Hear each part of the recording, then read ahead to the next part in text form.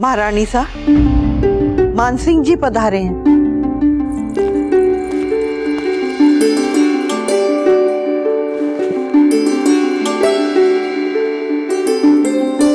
ये सब क्या है जीजा? आप लोग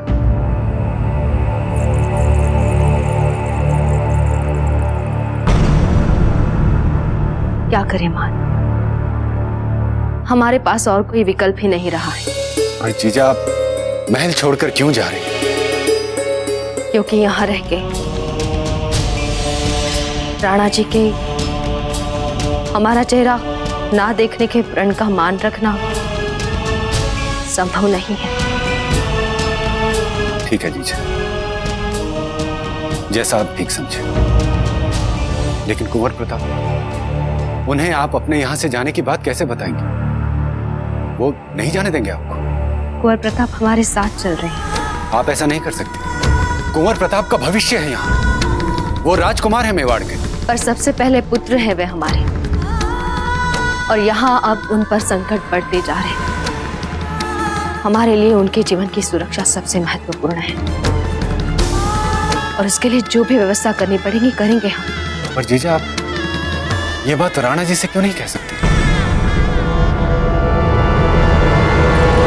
किया था हमने प्रयास, पर राणा जी के सिद्धांत बीच में आ गए।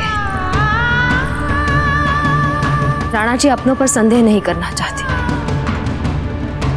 और वे ये भी नहीं चाहते कि उनके जो अपने हैं वो एक दूसरे पर संदेह करें। भौजीराज, बस अब थक गया। कितनी देर से आप चले ही जा रहे। पता नहीं क्या खोज रहे हैं आप। भौजीराज, आपको जो जो याद आ रहा है वो आप रावत जी को क्यों नहीं साफ साफ जाकर कह देते? फिर मैं भी घर जाकर आराम से थोड़ी जलेबियां ही खा लूंगा। इसके दो कारण हैं सो। हम ये कहकर सारे महल को चिंता में नहीं डालना चाहते कि हमें इस दुर्घटना में कोई षड्यंत्र दिख रहा है। पहले ही वे हमें लेकर कितने दुखी हो चुके हैं सब, और फिर हमें ये भी लग रहा है सो कि हमारे दाजीराज और रानी माँ दोनों के बीच कुछ ठीक नहीं चल रहा है, और उन्हें ये सब पता चलेगा तो कहीं वे हमारा गुरुकुल जाना बंद ना करवा दे। और दूसरी वाली बात क्या है भौजीराज? दूसरी बात ये है सोम कि आपका ये पेट फूलता जा रहा है, और ऐसे में आपने जलेबियां खा ली तो आपका ये पेट और फूल जाएगा। इसलिए आप हमारी सहायता करें और ये पेट का घेरा घटाइए। चलिए। छोड़ दी जलेबियां आपके लिए, पर आप ये तो बताइए कि आप खोज क्या रहे हैं?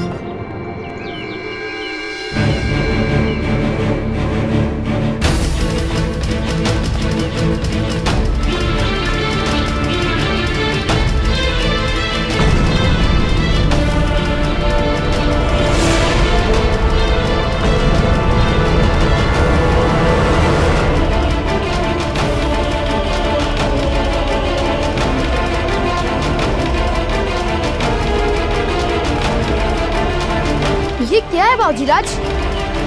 ये हमारी घोड़े के पीछे चिपकी झोंकों में से एक झोंक है सोम।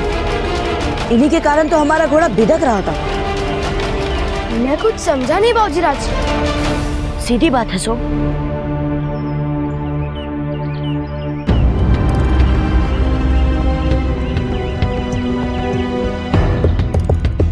जोक तो घोड़ों का खून पीने के लिए तो नहीं जानी जाती, और हमारे घोड़े पर बहुत सारी जोक थी। इसका मतलब ये हुआ सो कि हमारे घोड़े पर किसी ने बहुत सारी जोक लगाई थी। यानी कि किसी ने आपको मारने के लिए आपके घोड़े पर झोंके छोड़ दी। आपकी हत्या का षड्यंत्र। सुन, अब हमें ये पता लगाना है कि ऐसा कौन है हमारे आसपास जो इन खून चूसने वाली जोकों को पालता है। वचन दीजिए सो कि जब तक उचित समय नहीं आ जाता तब तक ये बात आपके और हमारे बीच रहेगी। वचन दीजिए हमें। ठीक है बाबूजीराज।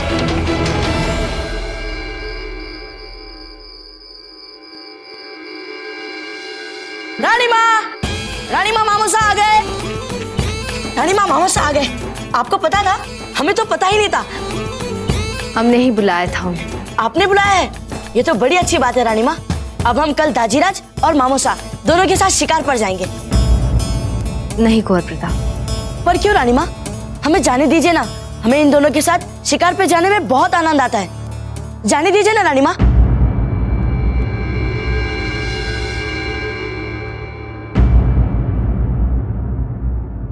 रानी माँ, ये सब क्या है? हम कल प्रातः यहाँ से आपके मामूसा के साथ जा रहे हैं।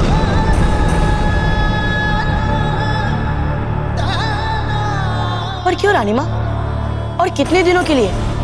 हमें यहाँ पे गुरुकुल भी तो जाना है। आप कुछ ही दिनों में यहाँ लौट आएंगे। अब और प्रश्न मत करिए, भरोसा रखिए। हम जो भी कर रहे हैं आपकी भलाई के लिए कर रहे हैं। पर रानी माँ। कुंवर प्रताप, आप अपने कक्ष में जाकर विश्राम करें। कल बहुत देर तक व्यस्त रहना है। जी।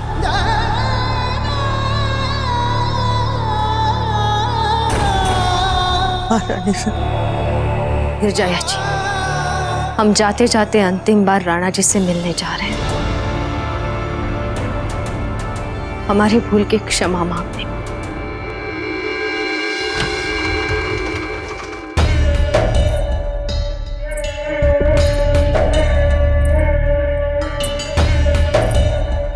महारानी साहब, आप इस समय दरबार में क्यों आई है? आपको किसी ने इस समय दरबार में देख लिया तो व्यर्थ में ही नया बखेड़ा खड़ा हो जाएगा। तो कोई यदि आप हमारे इस अद्भुत अनुभव में प्रश्न उठाएंगे तो आप यहाँ से जा सकते हैं। महारानी है हम यहाँ, और बहुत शीघ्र ही बड़ी महारानी बन जाएंगी। ये देखिए कोकोया जी, ये हमारा दरबार है और वो हमारा राज सिंहासन। हे गिरधर गोपाल, हमारे पुत्र को दीर्घायु दे। कुंवर प्रताप को अपना अभय आशीर्वाद दे।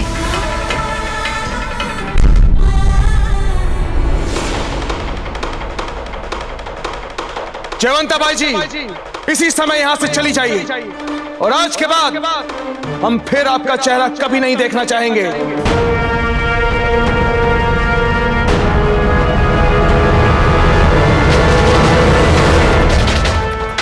राणा जी की प्रतिज्ञा के बाद अब वे जयवंता का चेहरा कभी नहीं देखेंगे।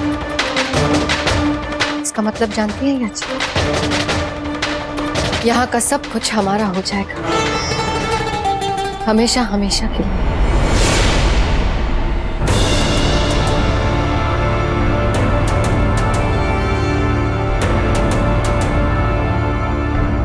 हमें क्षमा कर दीजिए राणा जी, अगर हमसे कोई भूल हुई हो तो। हमारी मंशा कभी नहीं थी आपका दिल दुखाना। आज जयवंता को राणा जी से अलग किया है, कल उसके बेटे को भी कर देंगे, वो भी हमेशा हमेशा के लिए। हमारा बच्चा, हमारा पुत्र। देख रहे ना आप कुंवर जी,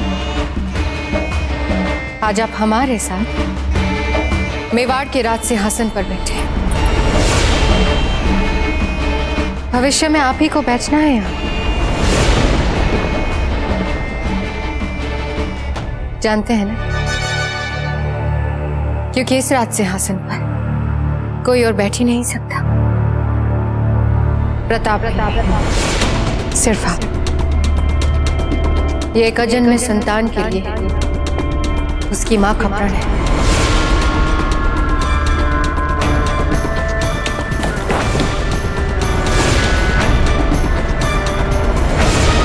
महारानी साहब, लगता है यहाँ कोई है।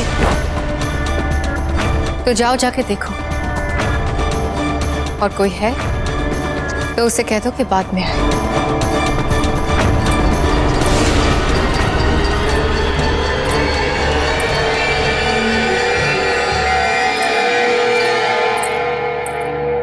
महारानी साहब, मुझे कुछ ठीक नहीं लग रहा है। अब चलिए यहाँ से।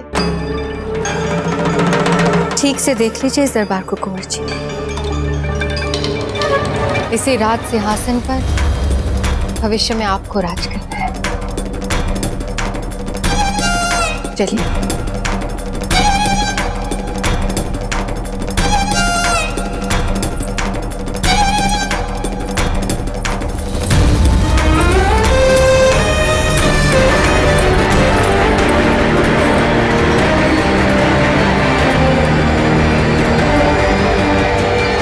मामा साहब, रानी माँ ने अचानक आपके यहाँ चलने का निर्णय क्यों लिया? क्यों कुंवर प्रताप, आपको हमारे साथ आना अच्छा नहीं लग रहा है? नहीं मामा साहब, ये बात नहीं है, पर रानी माँ बिना कोई कारण के ऐसा निर्णय ले ही नहीं सकती। उन्होंने आपको बताया होगा ना, हमें भी बताइए ना मामा साहब।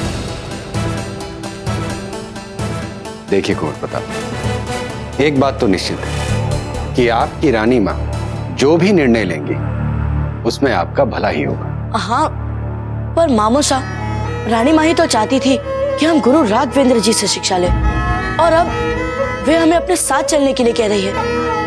हमारे गुरुकुल के सभी मित्र, भाई शक्ति, छोटी माँ सब यहाँ पर है मामो साहब। फिर हम उनसे दूर क्यों जा रहे हैं? हम कहीं नहीं जा रहे कुंवर प्रताप।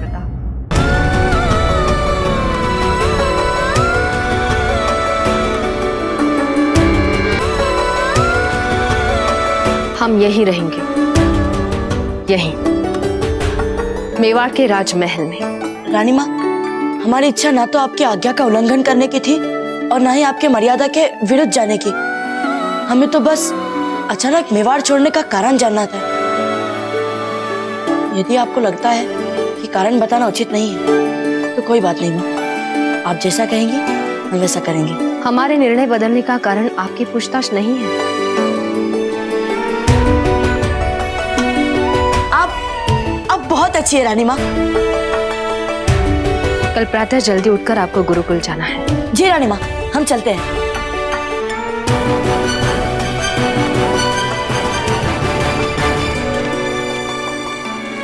ये अचानक आपने निर्णय कैसे बदल दिया? हमें अभी अभी पता चला। हमारे बेटे की सुरक्षा का हमारा प्रयास हमारे मेवाड़ के भविष्य को सुरक्षित बना रहा है। महारानी के पद की मर्यादा इसी में है कि हम सबसे पहले हमारी मातृभूमि का हित देखें और मेवाड़ के हित में प्रताप का यही रहकर भविष्य में आने वाले दायित्व को निभाने के लिए तैयार होना, इसी में मेवाड़ का हित है।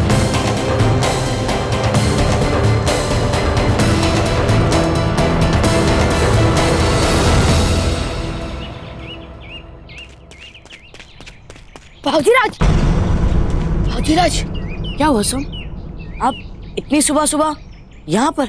हमारे एक संबंधी जिन्होंने अपने गुरुकुल में वर्षों तक वनस्पति और जीवों की पढ़ाई की, मैंने उन्हें आपकी दी हुई जोक बताई। तो पता है उन्होंने क्या कहा? क्या कहा? भाऊजीराज, उन्होंने कहा कि ऐसे जोक तो हमारे मेवाड़ में होते ही नहीं है, ये तो उत्तर के नमी वाले इलाकों में होते हैं। जरूर भाऊजीराज, कोई बाहर का आदमी इन्हें यहाँ लेकर आया है। उत्तर का नमी वाला क्षेत्र आखिर कौन हो सकता है? पर सुन, किसी को संदेह तो नहीं हुआ ना? नहीं भाऊजीराज।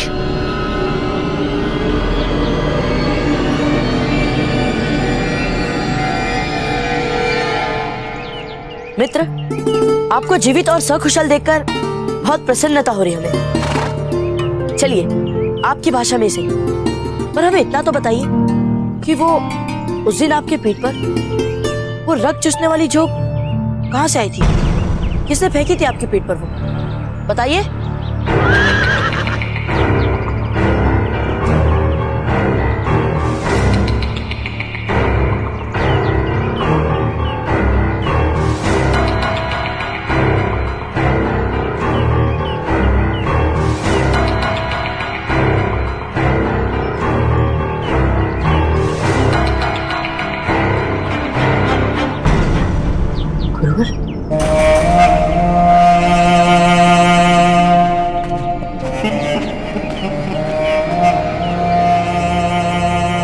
प्रणाम गुरुवर। यहाँ क्या कर रहे थे आप? वो हमने सोचा कि हम अपने उस दिन वाले अश्व को बस एक बार देख ले, और कोई बात नहीं गुरुवर, सच में। अच्छा गुरुवर, यदि आप हमें वचन दे कि आप ये बात किसी को नहीं बताएंगे, तो हम आपको हमारे यहाँ आने का असली कारण बताएंगे। तो कोई राज की बात है ना? क्या? आपको पता है, हमें लगता है कि हमारा अश्व उस दिन क्यों भिटका था, क्योंकि किसी ने जानबूझकर हमारे अश्व के पीछे चुपके से रक्त चूसने वाली जोक लगाई थी।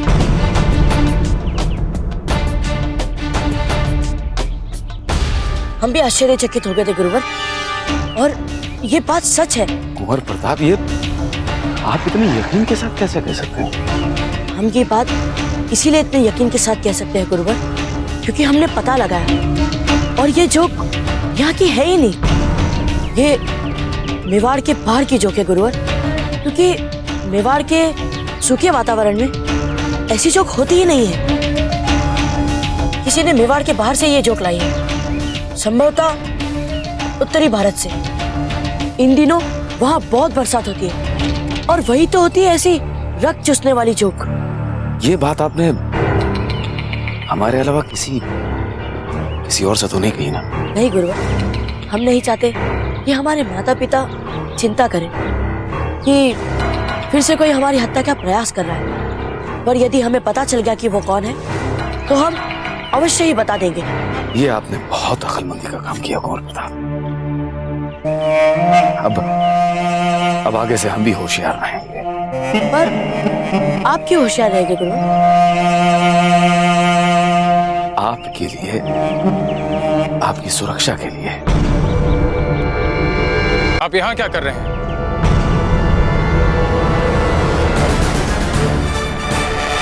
गुरुवर, नहीं, वो अपने घोड़े की खरीद लेने आए। सभी शिष्यों ने तलवार चलाने का अभ्यास आरंभ कर दिया। आप भी बिना किसी विलंब के अभ्यास आरंभ करें। जी गुरुवर।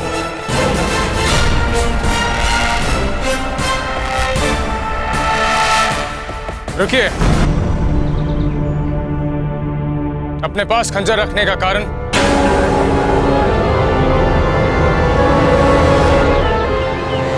गुरुदेव, किसी भी अनजान खतरे से बचने के लिए इसे हमेशा तैयार रखना पड़ता है। जैसा कि आप भी जानते हैं, ये इलाका हमारे लिए बिल्कुल नया है, और हिफाजत का ख्याल तो रखना पड़ता है। अब आप बिना किसी विलंब के कुश्ती की शिक्षा आरंभ कीजिए। जी गुरुदेव।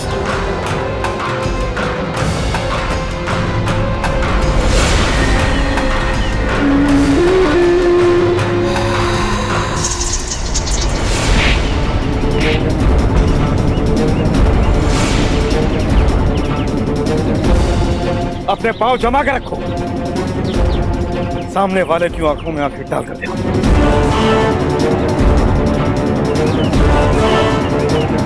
पकड़ मजबूत होनी चाहिए। बस।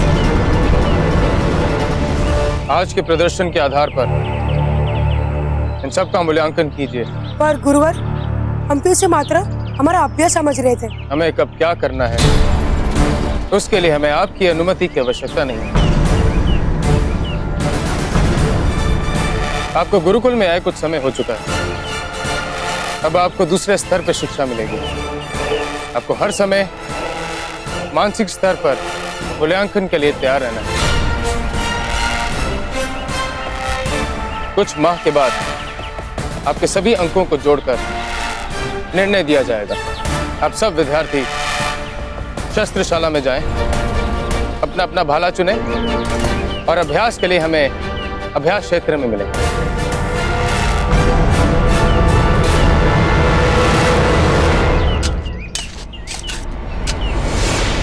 इस पूरे क्षेत्र का बहुत ध्यान से निरीक्षण करो, कोई भी चूक नहीं होनी चाहिए। छोटे से छोटा साक्ष्य भी हमारे लिए बहुत महत्वपूर्ण हो सकता है। खोजो ध्यान से। हुकुम। हुकुम, हमने यहाँ का चप्पा चप्पा छान मारा हुकुम। बाबजी राज की दुर्घटना का हमें तो कोई साक्ष्य नहीं मिला। हुकुम, हुकुम, मुझे कुछ मिला।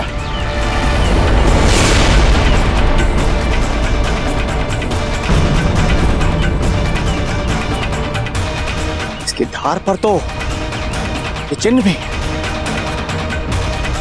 सूखे रक्तावशेष के।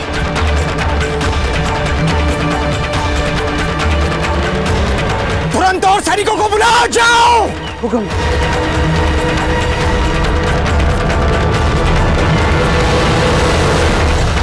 फौजीराज, उम्मीद है कि आप ठीक हो।